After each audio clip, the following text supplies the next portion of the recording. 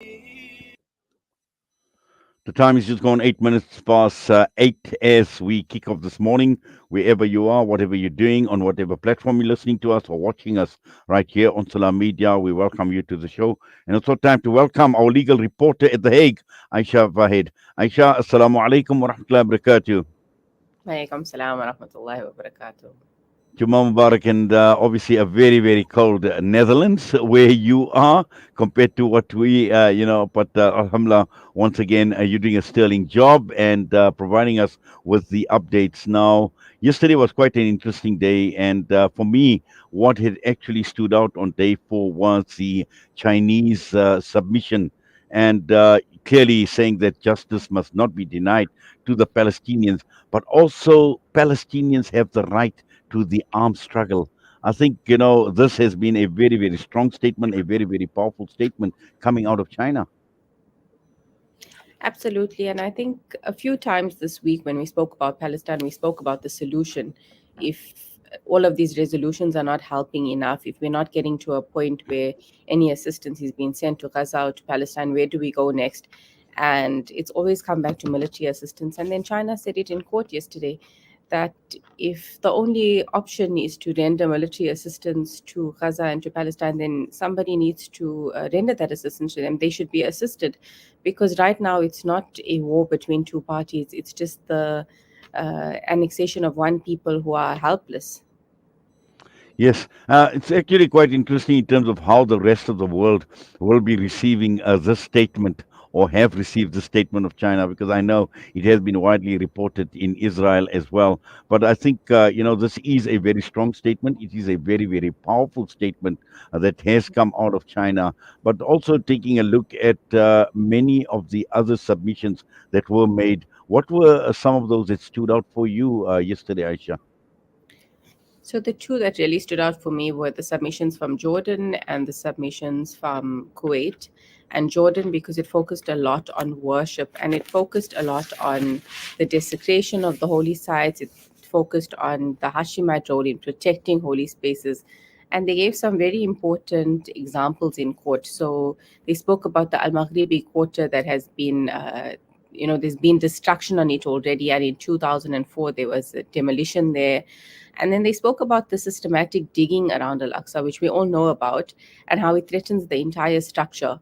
So their submission was different in that sense. It also spoke about Ramadan of 2020 when Palestinian worshippers were attacked with tear gas and 400 arrests were made. And I think that this is evidence or knowledge that a lot of the Western countries don't have. And rightfully so, we focus on the most violent attacks in Palestine. That's what comes onto the news. But we forget a lot about the systematic oppression that the Palestinians go through. And we spoke about it this week in one of our lives. In Ramadan, they are targeted every single year when the Israeli government knows that they are fasting, that they are busy with worship, that they are in no state to defend themselves, and they are targeted. Jordan also submitted about the damage that has already been caused to the Qibli Mosque and about similar incidents where the member was damaged. And they said that there's a duty to the international community to protect structures like this and to have Muslims, Christians, Jews, everybody should have the unqualified right to worship in their places. Yes. In fact, Aisha, what I find very interesting with all these submissions is this is not only about what had taken place on October the 7th. And this is a message that is going out very, very clear to the world. It's a very powerful message. It's a very, very profound message where, you speak about Aqsa, you speak about the Qibli Mosque.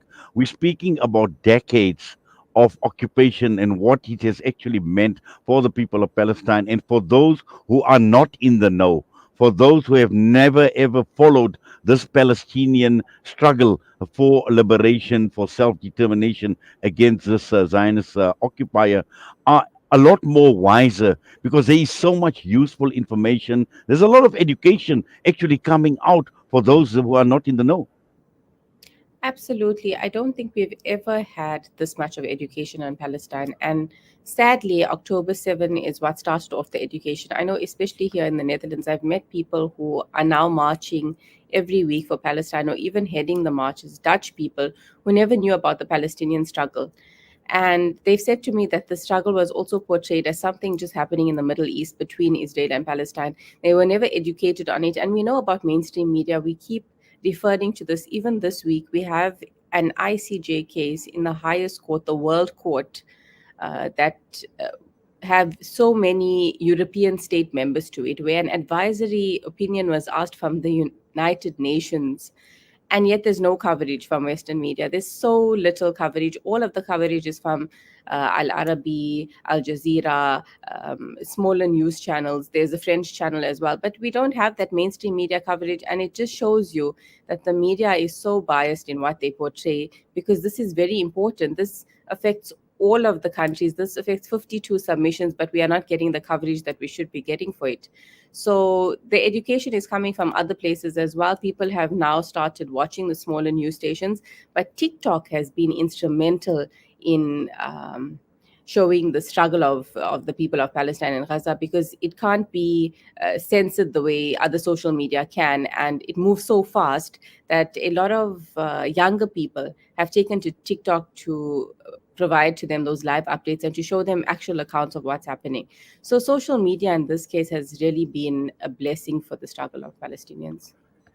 Yes, but also, Aisha, throughout all these submissions, in terms of countries, in terms of governments, embracing the Palestinian cause.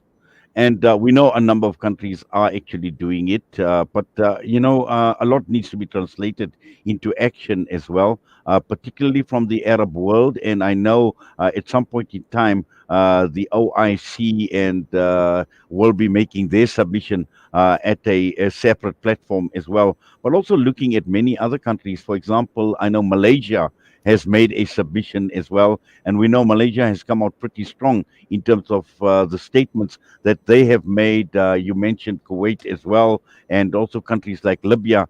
And just in terms of making the submission is one thing, but embracing this cause with a lot more urgency, and I think that is required, Aisha.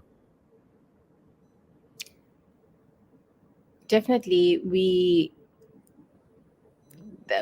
the countries are making the submissions, and they are also urging the court. So a lot of the submissions have said, because of the urgent nature of this matter, and remember that this matter was brought to the court separate from October 7. So although that does play a part in what's happening now, and obviously the destruction in Gaza has made things much more urgent, this has been ongoing, and there have been many resolutions, and there have been many requests for an advisory opinion. And we're still sitting here and we're talking about jurisdiction, and every single country, no matter which country gives a submission, everybody is clear on the fact that Palestine is occupied, it's occupied territory, there's an infringement of human rights. But all the submissions are saying to the court, this is urgent. We need you to come through with an advisory opinion as soon as possible that's going to further the self determination of the Palestinian people, and we need you to do it urgently. So, in the matter of the ICJ case, the court did hand down provisional measures quickly. They realized the urgency of the matter, and they handed down those provisional measures to Israel.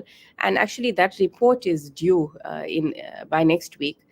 But Israel is not complying. So even if the court hands down urgent measures and Israel refuses to comply, there needs to be a plan in action. And I think that's where China came in, and they said, well, then if we need to render military assistance, and we need to, China also said we need to stop calling an occupied people terrorists. The actual terrorists are the people who are occupying them.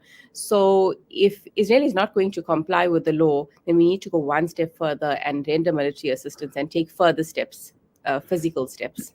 Yes, and also I think when we look at how the state of Israel has been exposed throughout this hearing in terms of its establishment, this regime obviously was established through a very, very violent process, and the violence still continues 75 years later, Aisha.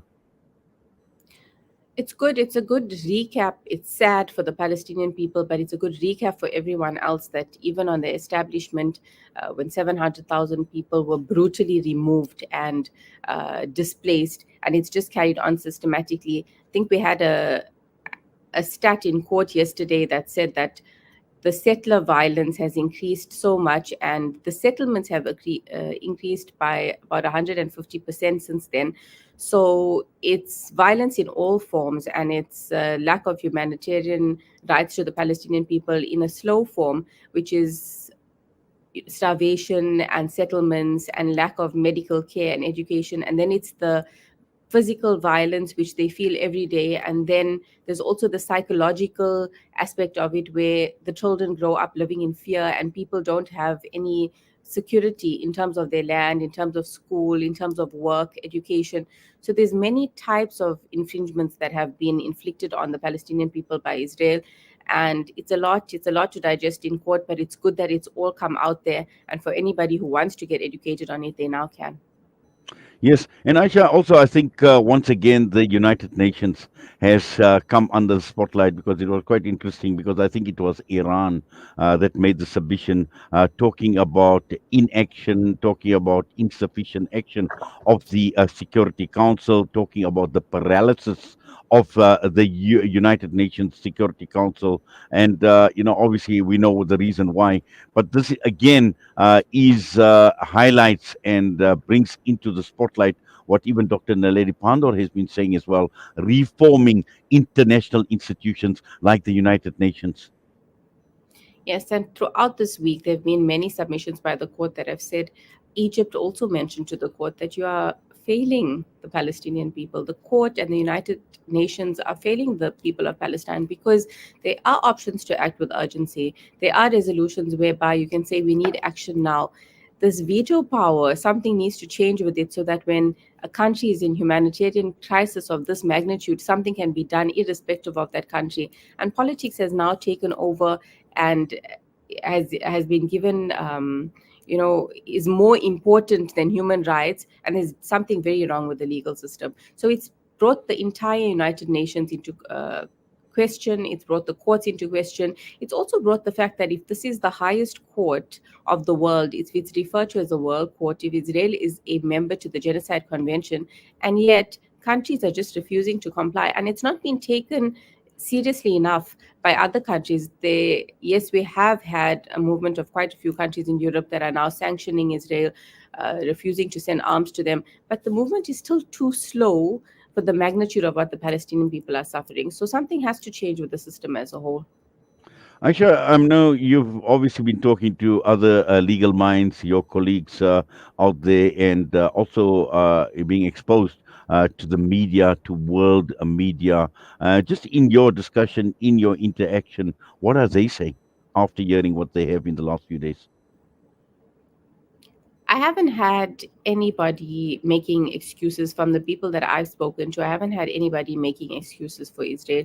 I haven't, even a two-state solution, there's very little talk about it. What people speak about all the time is the immediate crisis that we are in, and the fact that Palestinians need aid and they need saving from this immediate crisis right now. Every time you look at the media, you watch the news, it's just another 100 people that are killed. And people are worried that this is becoming some sort of a norm. So you see, okay, another 100 killed today, another 20 injured, or now when you see two or three that have been injured or killed in an Israeli attack, it's sort of like there's some sort of relief because, oh, it was only two or three. But we forget that those are two or three people. Those are people who have families and jobs and lives and identities. And this is what the legal minds have been speaking about, that dehumanization of a people. And it happens in many countries. We've seen it happen in African countries as well, where the people or the country become so dehumanized that you don't refer to them as people anymore. You don't think about it like that. You think about it as a stat. You look at the numbers. So that's the greatest fear right now, that Palestine must not get to such a point that it's now a statistic that people look at. We need to continue to spread the message of the humanization of the Palestinian people. Yes, and also I think just looking at ordinary people, and I'm sure in the Netherlands, many people are interested in what is playing out. We also see what is playing out outside the court. People we've seen a lot of support for Palestine. We've seen the Palestinian flag being flown very high. The comment of Nelson Mandela talking about the freedom of Palestine. I mean, that featured very prominently, and that alone tells us the interest that people have in what is actually playing out in court, but also at the same time nailing their colors to the mast and saying, listen, enough is enough. Yeah, people have gotten an education, and it's come in a because October 7 itself had so much of coverage, it actually prompted people to go and look at this occupation as a whole and to go and look at the suffering of Palestinian people. And we have support outside the court every day. Every day we have Palestinian protests there. We also have protests countrywide and across Europe. So, for example, every Thursday there's a sit in at Utrecht. That's where I stay. So there's sitting at the central station. They kind of close off the station. And yesterday it was about Rafah, hands off Rafah. So people are taking the time to come out and protest for Palestine and show their governments what they want. And there is definitely a shift in opinion. When I've spoken to people here, Dutch people, many of them told me that initially they felt that the Palestinian struggle had nothing to do with them. There is a disconnect between the West and the Middle East and countries that are sort of not European. And they've understood now that in doing so, they've alienated the Palestinian people so much, and they've been made to feel, even in terms of media and in the countries that they are living in, that this has nothing to do with them. And I found that there's a similar sentiment in the UK. When I speak to my family in the UK, they've told us that the first media awakening was this October 7 in terms of Palestine, and that growing up in the UK, you learn very little about the Palestinian struggle. Everything you do would be sort of your own research, etc. But there isn't that. In South Africa, we grow up learning about Palestine, and we're always marching and we're fundraising and we're speaking about it, and we have Gift of the Givers that is doing an amazing job, and we're always abreast with the developments in Palestine and in Gaza. And in these European countries, it hasn't been the same. So now that people understand what's happening, they've come out, and I commend the Dutch uh, public for coming out and marching every week, and the same in London, especially when you have, or the rest of the United Kingdom as a whole, when you have a government that's suppressing you. I mean, we've seen in the UK, Rishi Sunak says, don't march, and the people come out and march, and he says that, oh, this is a terrorist organization, and the people come out and march, and he says you can get arrested, and the people come out and march. So I do commend the people for showing the governments what they want and for taking a stand, and I've never seen such a strong stance before. Yes, Aisha. I just want to get back to the Chinese submission, and I think what I also found quite interesting is how the terrorism label is defined. And in the Chinese submission, they made it very clear. They spoke about the struggle of the people for liberation, their right to self determination, the armed struggle that they spoke about as well. And again, talking about how the October 7th events have been pushed, and many in the past as well, in terms of Hamas, a terror organization, and promoting terrorism. And all of this, at the end of the day, I think when we look at the Chinese argument that was presented, talking about what constitutes genuine acts of terrorism versus an armed struggle. Absolutely. And I think that something very profound was that China used its time or its submission at the ICJ to counter the US argument that said that Israel should not be asked to withdraw its occupied forces. And they said, no, they should be. They should unconditionally should be. We are using the wrong definitions for the wrong sides here. And we are denying the self determination to these people over and over again. And justice delayed is justice not served. So China came out very strongly. It was good to listen to their submission, and they were unapologetic in the double standard that the world uses when it describes Israel and Palestine. And they slammed the US. They slammed the US's argument completely. It was good to watch. Well, I'm sure it was. Aisha, today, day 5, what can be expected? So we are wrapping up the week today on day five, and we have quite a few submissions as well. Largely the same pattern that we have for the entire week. We will be listening to submissions, and I think we have sort of done away with the any pro-Israeli supported quote, but we have yet to see. So we wrap up the week. Monday is something that we should listen to. We'll have Zambia and a few other countries that we want to listen to. But we finish at 10 past 6 today. We have quite a few submissions from other countries. Uh, I think that the Palestinian support is going to come through just as strong. And I'll be giving updates throughout the day, inshallah. Any submissions you particularly looking forward to listening to? I think for me, it's been. I think all of the submissions have been largely educational for me, and I think that it's been. I think we have lost Aisha, but I'm sure Aisha will be providing updates throughout the entire day. Unfortunately, there has been a loss of connection, but obviously we've got quite a comprehensive account on day 4 and what had happened. And today, as Aisha mentioned, there is going to be a wrap up. But there will be a number of submissions that made, and I'm sure Salam Media will provide you with coverage of these updates throughout the entire day. Once again, we thank Ayesha Vahed, our legal reporter, for coming on. And with that, we're going to go for a break. Next up, our focus is going to be on Al Aqsa and East Jerusalem. Abir Zayad, Palestinian archaeologist, will be updating us on Al Aqsa, but also taking a look ahead at the month of Ramadan, considering the ominous and threatening statements that have been made by this Zionist right wing regime. I see. Yes, sorry, Aisha. We were just wrapping up, but we lost you there for a minute. But yes, please go ahead. We were taking a look ahead at day 5, and as you mentioned, you're looking forward to all the submissions. So it's going to be another eventful day. Apologies, we have a windstorm here today, so my connection. I'm sitting in a different place. I'm just trying to get a good connection.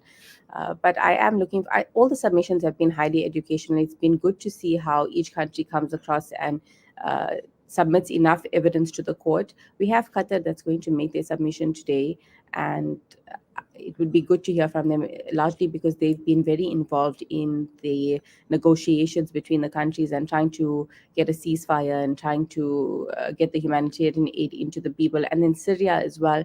And I think sometimes when it's a country that has experienced violence such a large scale, and Israel actually bombed Syria in the week, that doesn't get that much of coverage, but they are coming to the ICJ. So I wonder if they will mention that. We have Namibia as well. Namibia was mentioned quite a few times in submissions this week. So I'd like to see if they refer to that and they refer to their self determination. And then the UK, which now abstains instead of vetoing, but at the same time, they can't bring themselves to call for a ceasefire. So those are some of the interesting submissions that we should hear today. Well, we're looking forward to day 5, Aisha. Jazakallah as always for your time, and have yourself a wonderful Jummah and stay warm. Assalamu alaikum wa rahmatullahi wa barakatuh. Walaikum salam wa rahmatullahi wa barakatuh. Asha Vahed, Salam Media's legal reporter at The Hague, and again, looking forward to all her submissions, to her updates as and when these submissions are being made at The Hague today, day 5. The time is just gone 8:32. Next up, we'll be joined by Abir Zayad out of Al Quds.